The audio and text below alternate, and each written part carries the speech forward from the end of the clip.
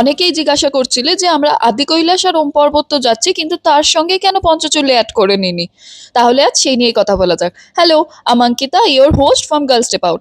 তাহলে তাদের জন্য একটা সুখবর যে আমরা আদি কৈলাস, ওম পর্বত, লিপু লেকের সাথে পঞ্চচূড়িও করছি, আর ডেটটা হলো 26শে সেপ্টেম্বর থেকে 3rd অক্টোবর অবধি।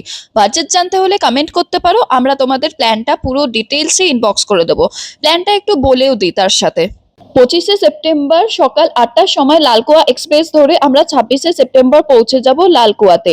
তাহলে ধরা যেতে পারে যে আমাদের ট্রিপটা স্টার্ট হচ্ছে 26শে সেপ্টেম্বর থেকে, যেহেতু আমাদের বাজেটে কখনোই ট্রেন টিকিট ইনক্লুডিং থাকে না। যদিও আমরা কলকাতা থেকে সবাই একসাথেই জার্নি করছি।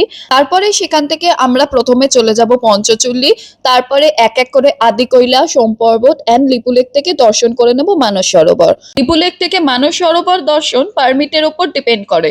তাছাড়া রাস্তায় আমরা দেখে নেব নিমকারলি বাবা আশ্রম, চিটাই গোলুদেবতা মন্দির, কালী টেম্পল, ব্যাস গুহা, নৈনিতাল, আরো অনেক কিছু সাইট সিনও থাকছে তার সাথে।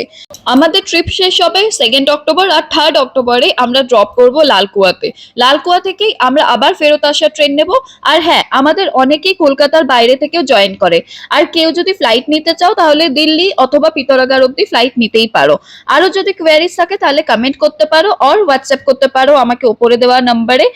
আর গার্লস স্টেপ আউটকে ইনস্টাগ্রামে ফলো করতে ভুলো না। তাছাড়া আমাদের ফেসবুক গ্রুপেও জয়েন হয়ে যেও আপকামিং সব ট্রিপের ডিটেলসের জন্য। তাহলে দেখা হবে আবার কালকে। বাই সকলকে।